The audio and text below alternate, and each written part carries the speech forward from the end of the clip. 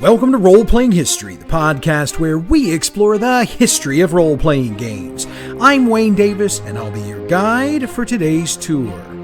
Episode 112, The Space Gamer, White Dwarf, Ares, and Imagine magazines. Before we get into this week's topics, I wanted to take a minute to thank all of you one final time for your support for and kind words about the episodes we ran over the past month, covering the best modules of all time. One thing I wanted to make very clear is that we're not done covering modules on this show. While we got a lot of requests for modules to put into those shows, I also got a bunch of requests to keep the old school materials coming. So I've taken the time over the past 4 weeks to compile lists of modules, especially old school AD&D modules, and I'll be grouping those for shows down the line. I'm also going to use some Pathfinder modules as well as some from third-party publishers, as I got some requests to cover those as well, though I didn't get requests for specific modules. Anyway, I said all of that to say two things. One, thanks for all your support. And two, I do take requests. So if you've got a game, a system, a creator, a module, hell, so long as it's tabletop role-playing game related, hit me up by email or on the socials, and I will do everything within my power to get it on this show. So, now that we've spent an entire month on a single topic, let's reach back into the old bag of tabletop role-playing game topics and get to this week's show.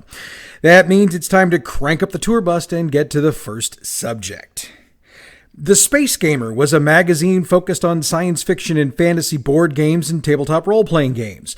For the sake of simplicity, and because I'm bound to trip over the name 1,000 times in recording this if I don't, we're going to refer to it as TSG for the remainder of this segment. TSG began life as a quarterly publication of the then-new Metagaming Concepts Company in March of 1975.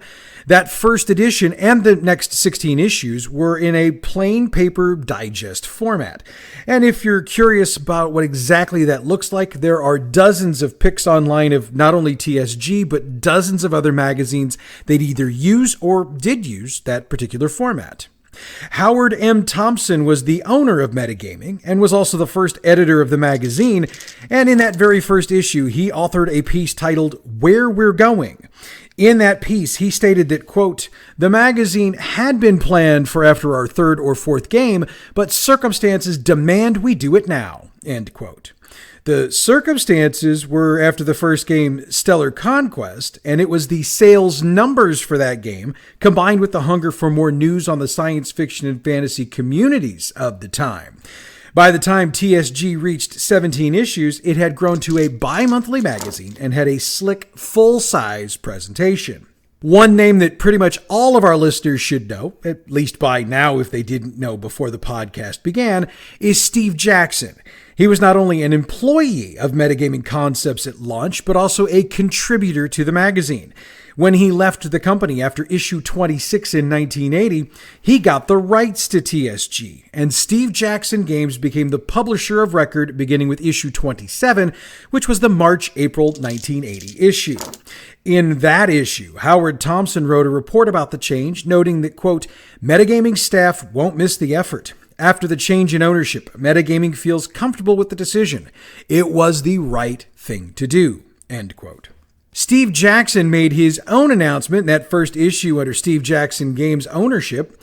Quote, TSG is going monthly. Starting in May, it will be a monthly magazine, end quote. True to his word, the May 1980 issue, which was number 28, began the TSG monthly publication run. Though I do have to note that it comes with an asterisk, which I'll explain momentarily. TSG remained with Steve Jackson Games for 5 years, and critics and readers alike all agreed that this was the period of time when it was at its most popular and influential.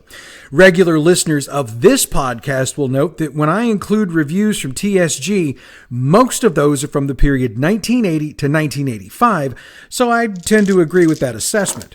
Starting in 1983, TSG was split into two magazines, which published in alternating months. TSG lost the from its title and was simply known as Space Gamer, beginning with issue 64. Its focus from that point during the split was entirely on science fiction. Fantasy Gamer was the other, and its focus, as the title would suggest, was on fantasy gaming and fiction.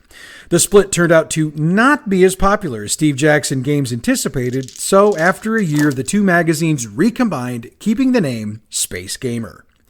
Warren Spector, who became the editor for the newly recombined magazine, had this to say in the column Counterintelligence, which appeared in the July-August 1984 issue. Quote, "You see, we were churning out magazines, Space Gamer, Fantasy Gamer, Fire and Movement, and Auto Duel Quarterly at the rate of 2 a month. We had to find some way to preserve what little sanity we had left. The best way to do this was to merge Space Gamer and Fantasy Gamer. As it has for the past year, Space Gamer will appear bi-monthly, giving us the time to get some games done as well." End quote. By 1985, the weight of producing a magazine was a hell of a lot more than Steve Jackson Games was willing to handle, which is exactly what had happened with Metagaming Concepts before them. The primary issue was that Steve Jackson Games, as noted in the Warren Spector quote, wasn't able to place nearly enough of their focus on creating new games. Even the switch back to a bi-monthly release, which they'd hoped would alleviate the issues, didn't help. So, in the column Where We're Going, which appeared in the September-October 1985 edition, Steve Jackson made the following announcement, quote, "We've sold Space Gamer. We'll still be heavily involved, but SJ Games won't be the publisher any longer.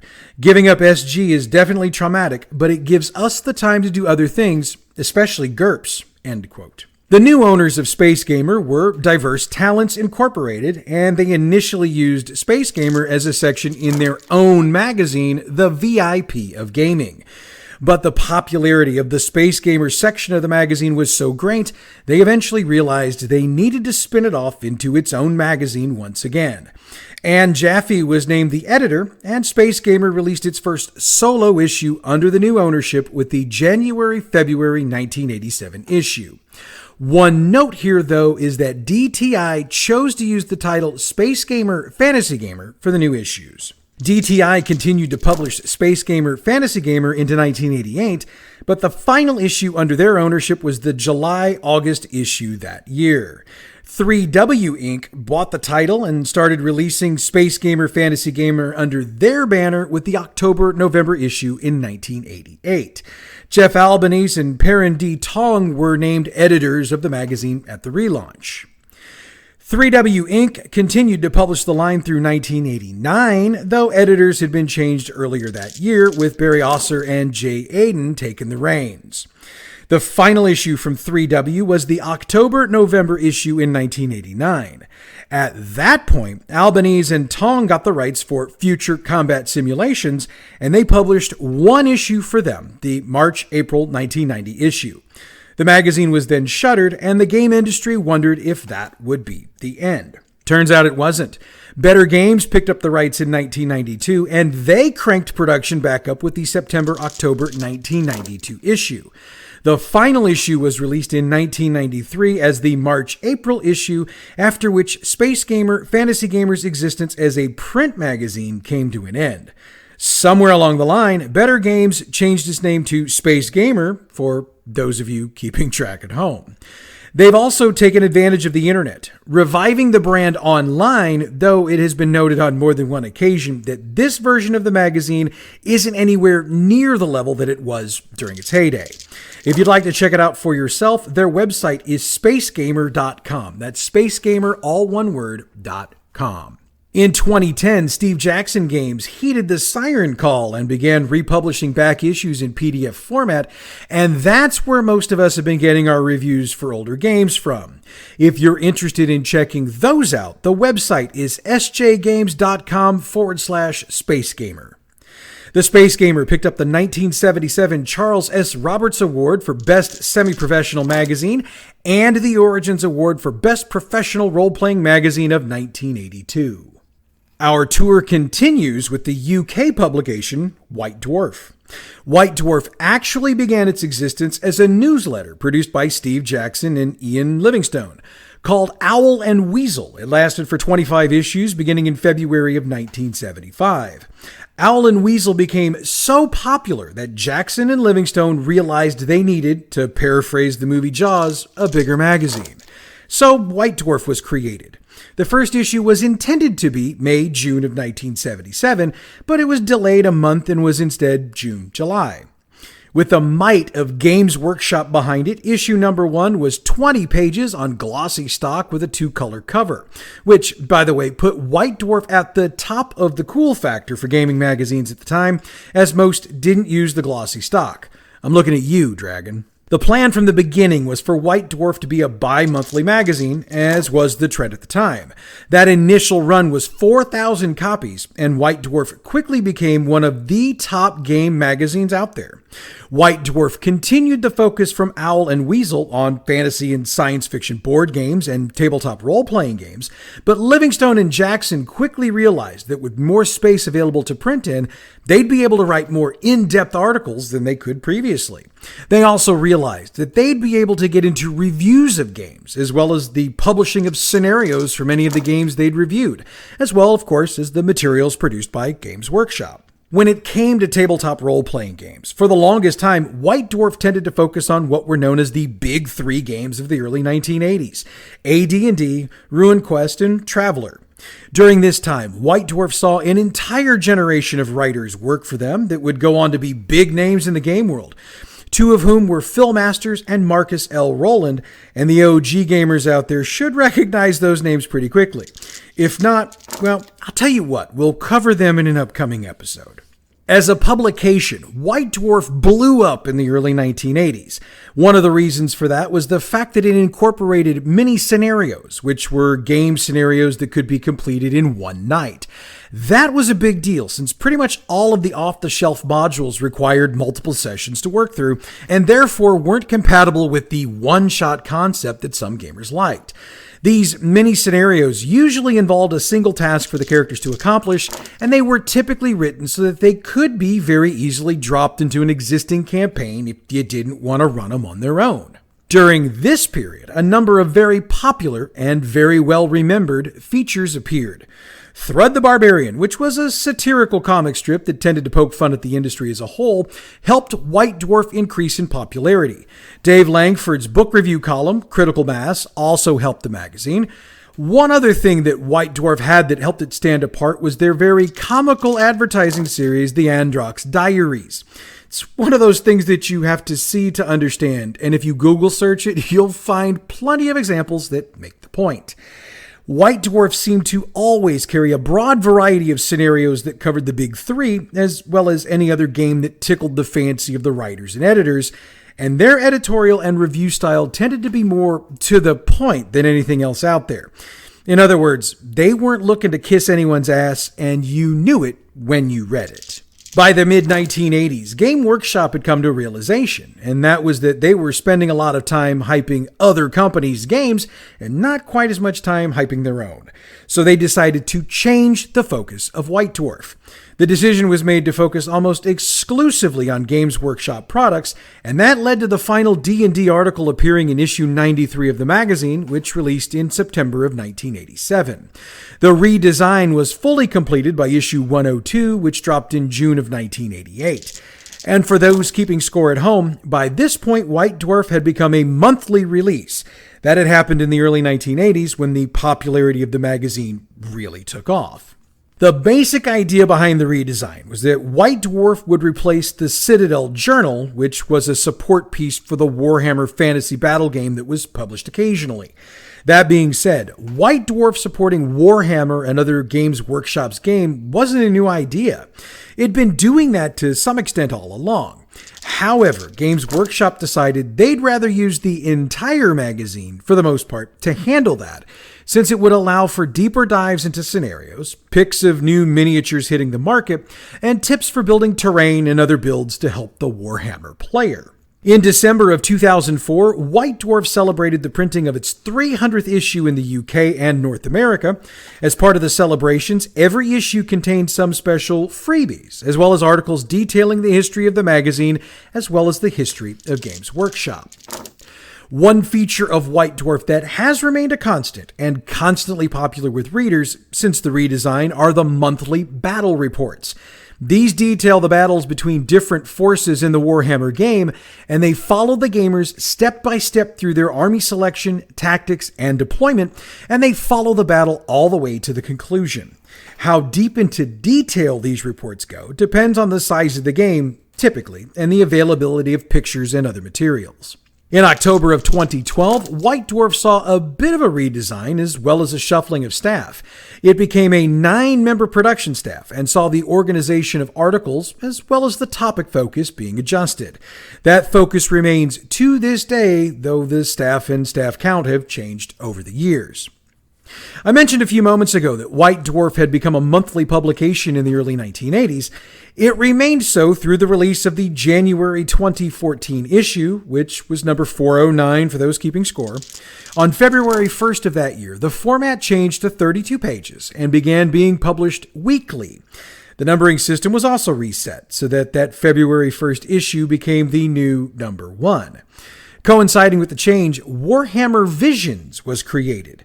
A sister title, it was intended to be a monthly release, and it was envisioned to be more of an image-based release, with White Dwarf placing more importance on the written word. White Dwarf's new weekly format lasted for 131 weeks before returning to the monthly format with the September 2016 issue. At that time, it also absorbed Warhammer Visions, allowing the magazine to go back to the way it was before the release schedule was changed. When you take a look at the list of editors for White Dwarf over the years, you'll notice many names that should ring bells for us old-school gamers. Ian Livingstone, Paul Cockburn, Robin Dews, they're just 3 of the names. I'd call the list a murderer's row, but unless you're familiar with the 1926 Yankees, that reference won't mean much. Let's instead say this is one kick-ass list of talent. Oh, and we're not quite done with White Dwarf yet.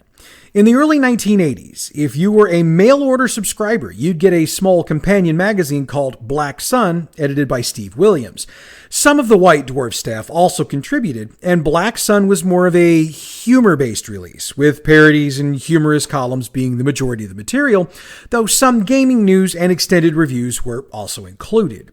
While Black Sun disappeared for a bit, it came back in the late 1980s, with Tim Pollard acting as the producer, writer, and illustrator, though he did get help on occasion from other Games Workshop authors. Since the focus of White Dwarf had shifted to Games Workshop materials almost exclusively by this point, the focus of Black Sun did as well, and the focus moved to news, reviews, and new rules for current Games Workshop products. And I know if I don't mention this here, I'm going to get a ton of ats by the end of the day. Games Workshop's US studio had their own spin-off they ran online for a bit, called Black Gobbo. It was a bi-weekly release with columns like Rules of Engagement and Ask the Scenery Guy that were intended to help answer gamers' questions. The name Black Gobbo was supposed to be humorous on its own, but it's also the first clue that the release was, in pretty much every way, the opposite of White Dwarf. I mean, black and white are polar opposites. Goblins, which is what Gobbo is short for, hate dwarves and vice versa. The e-zine was free while you had to pay for White Dwarf. Do you see what I mean? Black Gobbo was canceled in 2008 when Games Workshop decided to rework its online strategy. White Dwarf is still being published today, and if you're interested in picking up a single copy, check out your local game shop. If you're interested in a subscription, check out the Games Workshop website, games-workshop.com. Next up on our magazine deep dive is Ares. First published in 1980 by Simulations Publications, Inc., Ares was considered by SPI as the science fiction counterpoint to Strategy and Tactics. The idea for Ares was to publish a game every issue, as Strategy and Tactics did, but with a focus on science fiction and fantasy, which S&T did not. By 1982, SPI had lost a bunch of money, and when they got too deep in the hole, they sold Ares to TSR. As Shannon Appelkline noted in his 2014 book Designers and Dragons, the 1980s, quote, TSR did very little with SPI's role-playing games. Ares Magazine number 12, which was prepared by SPI and published by TSR, included a game called Star Traders, which was for use with Universe. It was the last support for that game system. As TSR turned further away from SPI's origins, Ares magazine soon became an Ares section in Dragon magazine. However, it didn't focus on the SPI games, but instead became a place to talk about TSR's own science fiction games, such as Gamma World and Star Frontiers, end quote. TSR would publish Ares from issue 12 in 1982 through issue 17 in 1984. With the Dragon Magazine April 1984 issue, Ares was, as we noted moments ago, folded into that magazine and remained there through the July 1986 issue. Counting the total from both SPI and TSR, 17 issues were published along with 2 special issues. Jerry Epperson reviewed the first issue of Ares for the May-June 1980 issue of White Dwarf. He noted that both the magazine and the game inside it, called World Killer, quote, was a disappointment. It's uneven. Expect nothing but the best in serious science fiction writing here, and nothing but the worst from the games, end quote. Hamish Wilson chimed in for the July-August 1980 issue of Phoenix. He noted it was, quote, well put together, end quote. His summary was that it, quote, lacks form, shape, and direction. Rather than being bold, uncompromising, and nailing its colors to the mast, Ares has, as it were, crept out into the open with some fiction, some fact, and some game, end quote.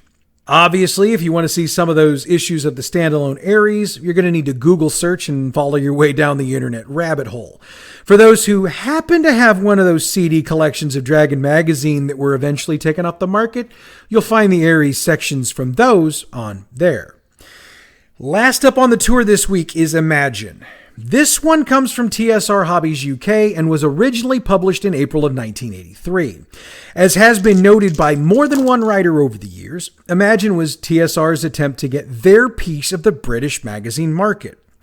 Imagine was published monthly between April of 1983 and October of 1985 for a total of 30 issues. There was one special edition as well, so Imagine's shelf life was all of 31 issues before it was canceled. Don Turnbull was the publisher and Paul Cockburn was the assistant editor of record for the entirety of the run. In multiple interviews throughout the 1990s, Gary Gygax would claim that Imagine had been run at a loss from the very beginning and would suggest that the only reason TSR kept publishing it as long as they did was because it was a handy way to market all of TSR's products.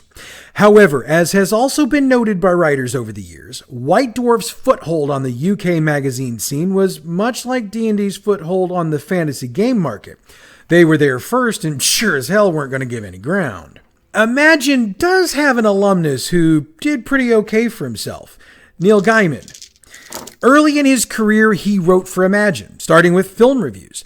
However, his very first published short story was also published by Imagine, May 1984's Feather Quest. How to Sell the Ponty Bridge also saw its first publishing in Imagine in March of 1985. Now, I've got a few other fun facts I'd like to drop in here. Some of the official AD&D materials published in Imagine eventually found their way into Unearthed Arcana. Imagine also was responsible for the Pelennor gaming world, so you can either thank them or blame them for that. The classic adventure game comic, The Sword of Alabron, appeared in Imagine from issues 1 through 16 and was revived as Octor's Axe in issues 26 through 30. One more fact to drop in, you can decide whether it's fun or not. When some of the TSR UK staffers were let go because they were considered to be redundant after the cancellation of Imagine, they, as you might guess, got a little pissed off. For their revenge, they started their own publication, Game Master, with the idea being to keep the spirit of Imagine alive. They published materials for Pelennor, but also managed to get on the bad side of Gary Gygax when they published articles detailing the closure of Imagine. Game Master published 5 issues between October of 1985 and 1987 before it too shuttered. And with that, we've come to the end of this week's tour. Next week, we'll go post-apocalyptic with Twilight 2000, and we'll also take a look at the first role-playing game totally thought up and created in Spain, Aquilar. In the meanwhile, check out our other podcast, Bad GM's Campaign Build-Along.